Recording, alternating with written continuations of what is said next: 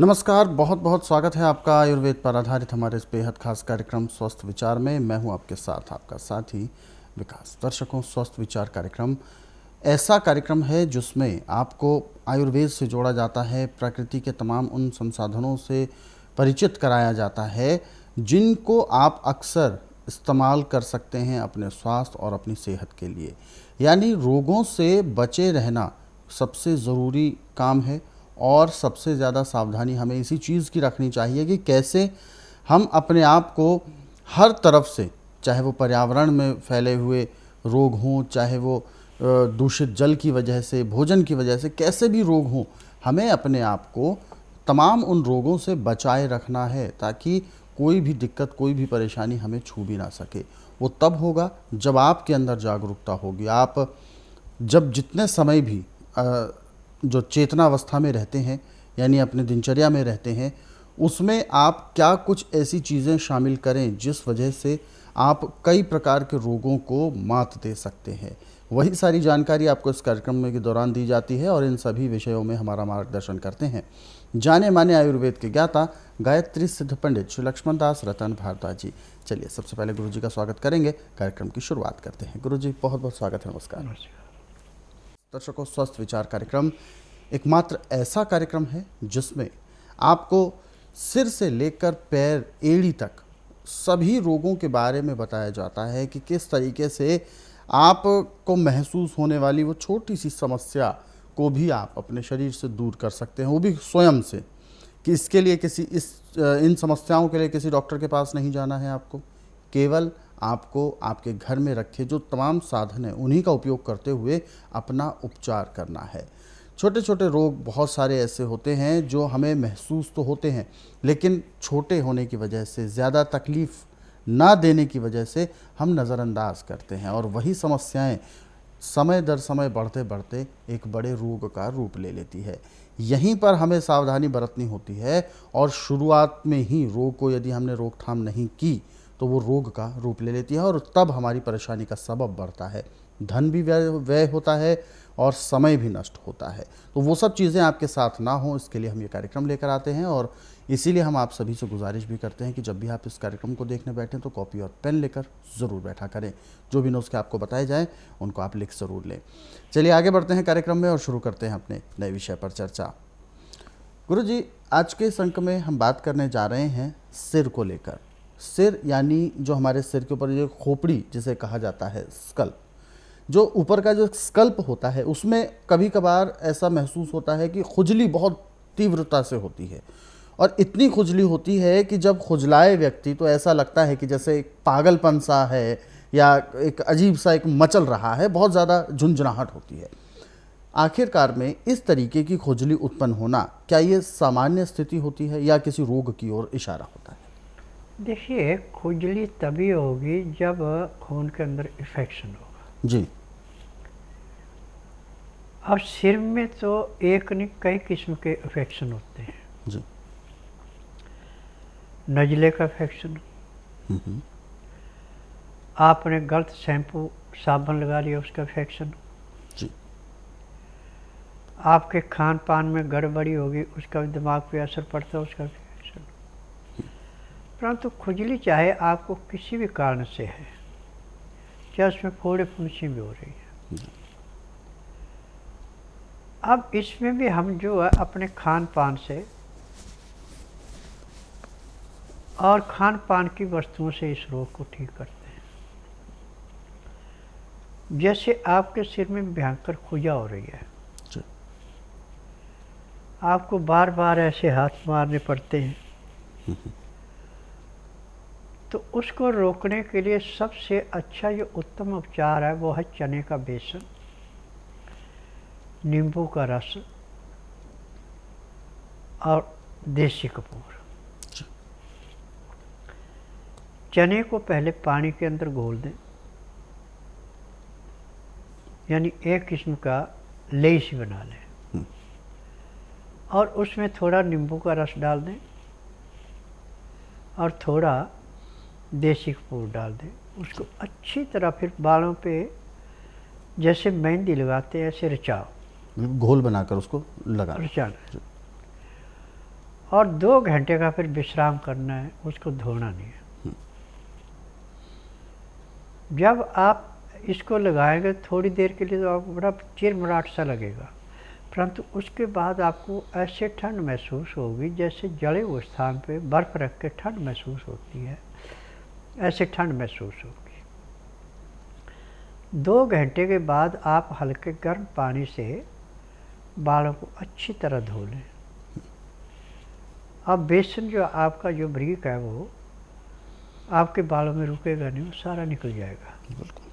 और जहाँ पे खुजा थी वहाँ पे नींबू का रस और कपूर उसको ऐसे समाप्त करेंगे जैसे कूड़े करकट के ढेर को माचिस की तिल्ली जला के समाप्त करती है।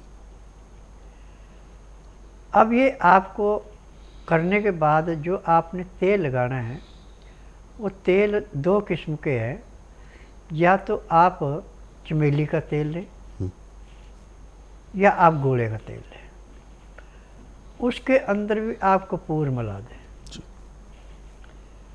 फिर जब आपने बाल धो लिए, बाल सूख गए आपके, तो उस तेल की मालिश करनी है आपने कम से कम आधा घंटा। और ऐसे ऐसे करनी है, ऐसे नहीं करनी, ऐसे ऐसे करनी है उंगलियों से, सिर्फ और उंगलियों के, ताकि वो अंदर चला जाए। हाँ। अब जिसको बार बार ऐसे हाथ मारने पड़ते थे वो हाथ नहीं मारेगा जी। अब खुजा नहीं हो गई। अब जो उसको पहले खतरे खुजा खाजला आ गया, अब जब ये करके जाएगा तो उस दिन वो पूरे दिन में सिर पे उंगली नहीं मारेगा। अब जो उसको खाजला कहते थे वो मुंह की तरफ देखेंगे, आज बात क्या है, खुजा नहीं कर रहा है जी। और जब हफ्ता 15 दिन में उसके बालों में भी चमक आ जाती है, क्योंकि चने का बेसन, नींबू का रस और कपूर बालों में चमक भी लाता है और बालों को रेशम की भांति मुलायम भी बनाता है जी। और एक इसकी विशेषता आ रहा है कि यदि बाल लंबे हैं तो घुंघराले हो जाते हैं। यानी एक पंथ अनेक काज। हाँ जी। तो जब महीना 15 दिन उसको खुजा नहीं कर रहा है तो जो उसको खाजला कहते तो उसको खुद ही जवाब दे देता है कि खाजला था जब मेरे सिर में रोग था। अब मैंने जो नुस्खा अपनाया उससे मेरा रोग समाप्त हो गया, मैं खाजला कहाँ से रहा जी। अब तो मैं ये दुआ करता हूँ कि जो मेरी दशा थी वो आपकी हो जाए। मुझे आपको कह देते हैं जी जी जी। तो जब वो दोबारा मेरे पास मरीज आता है कि मेरे पास ऐसे ऐसे थे और मैंने ऐसे कह दी, मैंने कहा देखो बेटा, यदि किसी को हम दुआ नहीं दे सकते हैं तो बद दुआ भी ना दें। बिल्कुल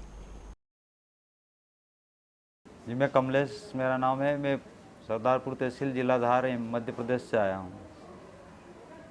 मेरे को एलर्जी की प्रॉब्लम सन 2000 से थी। 10-11 साल मैंने पूरे एमपी में, इंदौर में और गुजरात में, अहमदाबाद, बड़ौदा वगैरह घूमा, बहुत इलाज करवाया, कहीं आराम नहीं मिला। फिर मैंने टीवी पे देखा, यहाँ पर आया तो यहाँ पर इलाज करवाया तो बीमारी तो बहुत ज़्यादा थी, पूरा शरीर सूझ जाता, बस्ट होने का और अंदर से अंदर घबराहट होके और बेहोश हो जाता। उसके बाद फिर यहाँ आके दवाई ली, 2 दिन की दवाई में मुझे 50% आराम मिला। फिर 15 दिन का कोर्स पूरा किया, 100% आराम हुआ। मेरा नाम वीरेंद्र सिंह है और इसी क्षेत्र का रहने वाला हूँ कि यहाँ पे कार्यक्रम होते हैं जिनके कारण ये समस्याएं जो है दूर हो सकती हैं। आप सब जनों की वजह से सफलता मिल जाएगी। मेरा नाम डॉक्टर वीपी वर्मा है। मैं केमिस्ट्री का प्रोफेसर रिटायर हुआ हूँ फ्रॉम एनआईटी श्रीनगर कश्मीर और कुछ सालों से गुड़गांव में रह रहा हूँ। और ये मेरे वीरेंद्र सिंह हैं, ये मेरे बेटे हैं, ये मैकेनिकल इंजीनियर हैं और इनको 2014 में कुछ ट्यूमर, बड़ा हल्का सा ट्यूमर बताया और जब सर्जन के पास गए तो सर्जन ने कहा कि ये बहुत छोटा है और इसको डिस्टर्ब करने की ज़रूरत नहीं है। तो हमने लाइटली लिया और हम भी चुप हो गए कि कोई बात नहीं। बाद में 2019 में इनको बहुत बड़ा एपिलेप्सी का अटैक आया जिसमें ये बेहोश हो गए और घर वाले हम सब घबरा गए। फिर जब हॉस्पिटल में ले गए तो उन्होंने बोला कि भाई ये तो ट्यूमर है। और फिर एक हॉस्पिटल, फिर दूसरा हॉस्पिटल, गुड़गांव के जो बड़े बड़े हॉस्पिटल से सब डॉक्टरों से हमने कंसल्ट किया तो उन्होंने कहा कि भाई ये 3rd ग्रेड का ट्यूमर है और ये कैंसरस है, तो इसके लिए सर्जरी भी ज़रा मुश्किल है। पर एक डॉक्टर हैं पारस हॉस्पिटल में, वो डॉक्टर बड़े रिनॉन्ड सर्जन हैं, न्यूरो सर्जन, तो उन्होंने इनका ऑपरेशन किया इन दी 29 अप्रैल 2019 को। तो ऑपरेशन के बाद इलाज चलता रहा। उसके बाद रेडिएशन पे रखा इनको, रेडिएशन के बाद कीमो दिया, पर कोई विशेष लाभ नहीं हुआ। फिर अंत में उनके साथ रहते रहते ऐसा लगा कि डॉक्टर भी अपनी विवशता एक्सप्रेस कर रहे थे कि भाई अब क्या किया जाए। एक कोई लास्ट में दवाई बताई कि एक दवाई है पर उसका ये करैक्टरिस्टिक है कि अगर वो दवाई ठीक लग जाए तो पेशेंट ठीक हो जाता है, पर अगर ना लगे तो पेशेंट का लाइफ जो है वो भी ख़त्म हो जाता है। तो उसको हम करने के लिए तैयार नहीं थे। तो इन द मीन टाइम बाबा लक्ष्मण दास जी के बारे में पता लगा। हमारा बेटा एक US ह्यूस्टन में है, सॉफ्टवेयर इंजीनियर, तो उसने इनका एक मुझे लिंक भेजा और वैसे भी हम टीवी में देखते थे इनको और इनका प्रोग्राम सुनते थे। तो फिर इनको कांटेक्ट किया तो इन्होंने कहा भी आप हमारे पास रोगी को लाइए, उसकी नब्ज़ दिखाइए, उसके बाद देखते हैं। तो इनको नब्ज़ दिखाने के लिए आया और ये बाबा जी ने बड़े प्रेम से नब्ज़ देखी और उनके लिए कुछ दवाइयाँ लिखी और दवाइयों के साथ साथ मालिश के लिए भी हर्बल ट्रीटमेंट दिया। और मुझे कहते हुए बड़ी प्रसन्नता हो रही है कि 23 नवंबर 2019 को हम बाबा के पास आए थे और उसके बाद धीरे धीरे जो बेटा हमारा हिल नहीं सकता था वो अब धीरे धीरे चलने लगा है। और इतना ही नहीं, अब थोड़ा खाने पीने भी लगा है। और हम इस मामले में बाबा जी के बड़े धन्यवादी हैं जिनके एफर्ट से हमारा समझो गया हुआ बेटा का पुनर्जन्म हुआ है। और मुझे पूर्ण आशा है कि बाबा जी की गाइडेंस में ये कुछ ही दिनों में पूर्ण रूप से स्वस्थ होगा और हमारे परिवार में खुशी का माहौल होगा। तो मैं प्रार्थना करता हूँ कि हे भगवान, बाबा लक्ष्मण दास जी को दिन दुगनी रात चौगनी अपने परोपकार में सफलता दे और बाबा जी की आयु जो है वो अति दीर्घ हो और स्वास्थ्य भी इनका बहुत अच्छा रहे। और एक चीज़ मैं और कहना चाहता हूँ जो बाबा जी से पता लगा है कि बाबा जी 92 वर्ष के हैं और ये अनाज भी नहीं खाते हैं और इसके अलावा काम इतना करते हैं कि जिसका वर्णन करना मेरे जैसे आदमी के लिए तो संभव नहीं है। मैं बाबा जी के लिए प्रार्थना करता हूँ भगवान से कि सदा ही ये लोगों के दुख निवारण करते रहें। फिलहाल दर्शक हमारे साथ हैं लाइन पर, काफ़ी देर से जुड़े हुए हैं, आइए उनसे बात करते हैं। हेलो नमस्कार, क्या नाम है आपका? जी मेरा नाम सुजल है और कहाँ से बात कर रहे हैं आप? बड़ोदरा से बात कर रहा हूँ। अपना सवाल पूछ सकते हैं। गुरुजी आपको सुन रहे हैं, सीधा गुरुजी से बात कीजिए, बताइए। जी जी जी जी, प्रणाम गुरु जी। नमस्कार मैंने बेटा। अपनी पत्नी के बारे में जी। पूछना है। पिछले साल जिसमें कोरोना हुआ था, हाँ हाँ। फिर वो ठीक हो गए, लेकिन 1 साल होने को आया, अभी भी कभी कभी जब जुकाम होता है या कहीं घूमकर आती है बाहर, तो उसके नाक के अंदर दर्द होता है, जहाँ से वो कोविड टेस्ट के वक्त नाक के अंदर वो जो तीली डालते हैं उस जगह पे। तो उसके लिए कोई घरेलू उपचार बताए। बता रहे हैं इनकी पत्नी को कोरोना हुआ था कुछ समय पहले, हालांकि वो ठीक हो गया, लेकिन अभी भी कुछ इनके पत्नी के साथ चीज़ें बनी हुई हैं कि नाक में दर्द रहना, शरीर में दर्द रहना, उस तरीके से। देखो बेटा, मेडिकल में जो उपचार किया जाता है होता है कोबरे सांप के जहर से, केमिकल से और मरे हुए जानवरों के हड्डियों के चूरे से। रोग तो उससे दब जाता है, रोग कटता नहीं है। यदि आपने इसको रोग मुक्त करना है, स्वस्थ करना पूर्ण रूप से, तो आप बुधवार छोड़कर गुरुवार से लेके मंगलवार के बीच में इसको मेरे आश्रम में लाएं। जिस दिन आश्रम में लाना उस दिन रात्रि 10 बजे तक खिला पिला के, दातन कूड़ा खुरा के, बड़ी इलायची मुंह में रख के चूसते रहें। सुबह 9 से 10 के अंदर इसका नामकरण कराना। 10 से 12 में नाड़ी परीक्षण करूँगा। नाड़ी परीक्षण में पैर के तलुए से सिर के बाल तक की MRI, CT scan, X ray, ultrasound, ECG, sonography, सब कुछ 5 सेकंड में हो जाए। उसमें जो भी कमी इसके शरीर के अंदर पाई जाएगी, दवाइयाँ खाने की हैं, पीने की हैं, मालिश करने के तेल हैं, आँख में, नाक में, कान में डालने की दवाइयाँ हैं, यानी जो भी बीमारी मिलेगी सब दवाइयाँ इकट्ठी दी जाती हैं। यदि वो दवाई नियम से खिलाएँगे, परहेज करेंगे और शाम को 3:30 बजे तक रुकेंगे, 3:30 बजे एक को प्रेशर कराएंगे, तो जिस दिन लाएंगे उसी दिन उसको कम से कम 15% आराम तो ज़रूर मिलेगा। और 15 दिन की दवाई जो नियम समझाए जाएंगे इसको करते हैं तो 60 से 70% आराम मिल जाएगा। 1 महीने पूर्ण रूप से स्वस्थ हो जाएगा, कहेगी मुझे कोई रोग है नहीं। बिल्कुल। अगले संदेश की ओर बढ़ते हैं। अगला संदेश हमें भेजा है गुरुदयाल जी हैं और ये बात कर रहे हैं बदायूं उत्तर प्रदेश से। ये पूछ रहे हैं कि इनके साथ एक समस्या बनी हुई है, अक्सर इनको पैरों में घुटने से लेकर नीचे तक अक्सर इनको झंझनाहट बनी रहती है, जैसे ऐसा लगता है कि कुछ वाइब्रेशन या कंपन हो रही है। हालांकि इससे कोई परेशानी नहीं है इनको, लेकिन फिर भी अगर ऐसा होता है तो उसकी कोई वजह तो होगी। देखिए, आपको शुगर है, आप शुगर की दवाई ओवरडोज खाएंगे तो भी होगा, और शुगर की दवाई नहीं खाएंगे तो टांगों में खड़े खड़े पानी पीने से जो चला जाता है वो ये ऐसी हरकतें करता है।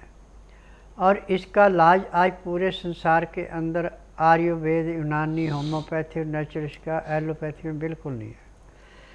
ये मैं इसलिए कह रहा हूँ कि मेरे पास महीने में कम से कम 15 से 20 मरीज ऐसे आते हैं, और नाड़ी परीक्षण के बाद जब उनको बताया जाता है कि आपको ये परेशानियाँ और ये शरीर के अंदर ब्लॉकिंग है, ये तेल है मालिश करने के, दवाइयाँ खाने की हैं, ये पीने की हैं, ये आँख में, नाक में, कान में डालने की हैं, यदि इसको करते हैं तो जिस दिन रोगी आता है आश्रम में उसी दिन उसको 20 से 25% आराम मिल जाता है। और किसी को 15 दिन में, किसी को महीने में कट जाता है और दवाइयाँ बंद हो जाती हैं।